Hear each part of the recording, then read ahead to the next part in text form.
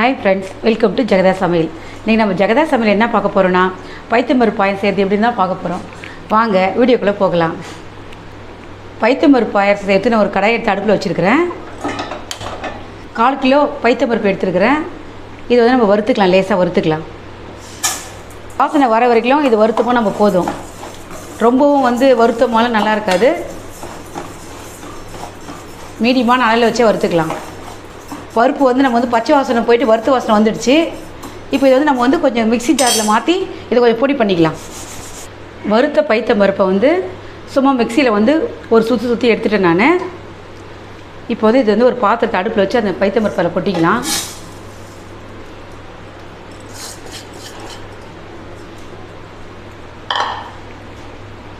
பைத்தம்பருப்பு முங்குற அளவுக்கு நம்ம தண்ணி ஊற்றிக்கலாம். அடுப்பத்தை வச்சு வேக விட்டுக்கலாம். பைத்தம்பருப்பு நல்லா குழஞ்சி வேகணும். இப்போது இது தண்ணி பத்தலைன்னா நம்ம இன்னும் கூட தண்ணி ஊற்றிக்கலாம். தண்ணி அதிகமானால் தான் நல்லா இருக்காது. ஃபஸ்ட்டில் வேக வைக்கும்போது தண்ணி கம்மியாக வச்சு வேக வச்சா பரவாயில்ல. பத்தலைன்னா நம்ம ஊற்றிக்கலாம். பருப்பு நல்லா வெந்துடுச்சு, குழைய வெந்துடுச்சு. இது வந்து நான் வந்து பாத்திரத்தில் வச்சுன்னா கொஞ்சம் டைமிங் எடுத்துது. நீங்கள் வந்து குக்கரில் செய்யும் போது சீக்கிரமாக வெந்துடும். ஆனால் அதில் கொஞ்சம் டேஸ்ட்டு கம்மியாக இருக்கும். அதுதான் நான் பாத்திரத்தில் வச்சுருக்கிறேன். நீங்களும் செய்யும் போது குக்கரில் செய்யாத பாத்திரத்தில் செய்யுங்க. அப்படி நீங்கள் குக்கரில் செய்யணும்னு நினச்சாக்கா ஒரு 5 விசில் விடுங்க. 5 விசில் விட்டு நீங்கள் செய்யலாம். இப்போ வந்து நான் வந்து 4 ஏலக்காய் வந்து பொடி பண்ணி வச்சுருக்கிறேன். அந்த ஏலக்காய் இதில் போட்டுக்கிறேன்.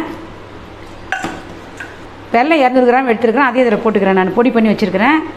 ஏன்னா நான் வந்து பைத்தம்பருப்பு வந்து 1/4 கிலோ எடுத்தேன். 200 கிராம் வெல்லம் போட்டிருக்கிறேன்.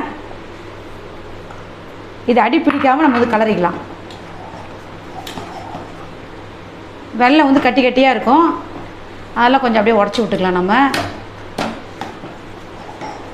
பைத்தம்பருப்பு கொஞ்சம் கெட்டியாக இருக்கிறதுனால கொஞ்சமாக தண்ணி ஊற்றிக்கலாம். நம்ம இந்த பாயாசம் பதத்துக்கு ஊற்றி நல்லா கலரி விட்டுக்கலாம். இந்த வெள்ளம்லாம் வந்து கரையாத்தில் நல்லா உடச்சி விட்டுக்கலாம். நம்ம வெள்ளம் அப்படியே நிற்கும் அடியில். ஒருத்தர் இது பாகு எடுத்து ஊற்றுவாங்க. நம்ம அப்படியே போட்டுக்கணும். இது வந்து பாயாசத்தை வந்து சிம்மில் வச்சிடலாம்.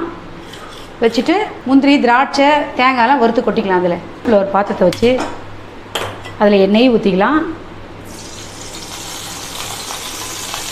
நெய் சூடாகிடுச்சு. தேங்காய் போட்டு நான் வந்து அரை முடி தேங்காயில் பாதி எடுத்து அது தோல் எடுத்து சின்னதாக கட் பண்ணி வச்சுட்டு அதை எண்ணெயில் வறுத்துக்கலாம்.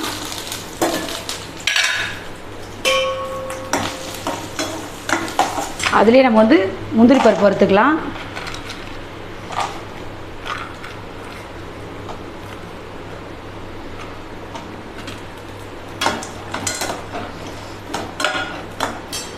திராட்சை போட்டுக்கலாம்.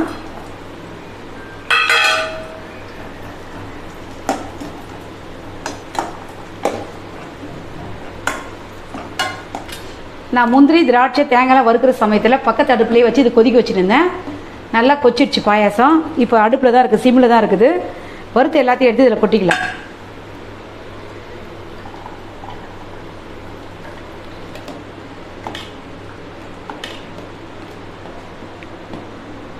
கொஞ்சமாக பால் ஊற்றிக்கலாம்.